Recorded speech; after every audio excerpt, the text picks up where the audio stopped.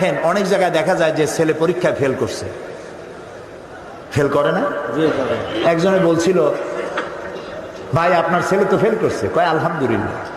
কইটা কেমন কথা, ছেলে ফেল করলে আলহামদুলিল্লাহ কর? কই যে আমার ছেলে যে পদের, ও যে ফেল করতে পারবে এটা আমি আশা করিনি।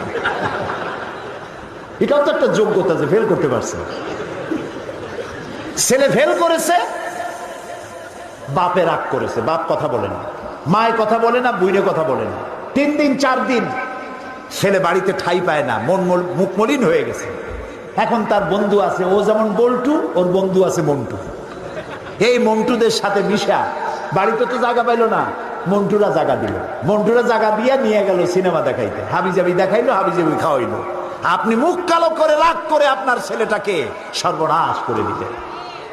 উচিত ছিল, বাবা ফেল করছিস, ফেল তো মানুষই করে, হয়তো কোনো ভুল করেছিস, ভালো করে পড়, আগামী বছর পরীক্ষা দিলে আমি দোয়া করবো আল্লাহ তোরে ভালো করবে।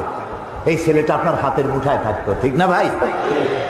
কত ক্ষতি আমরা করি না বুঝিয়া, কত সর্বনাশ করি। মেয়েটার সাথে কথা বলি না, ছেলেটার সাথে কথা বলি না, এটা ঠিক না। ছেলে মেয়ে এক জায়গায় বসে খান, তারপরে ভালো একটু মাছ বাচ্চার কাছে তার থালে উঠায় দেন, তার মুখে খাওয়ায় দেন, বাচ্চা খুশি হবে, বাপের প্রতি আকৃষ্ট হবে। এবং এই ফাঁকে তাকে নসিহত করেন, ভালো ভালো কথা বলেন।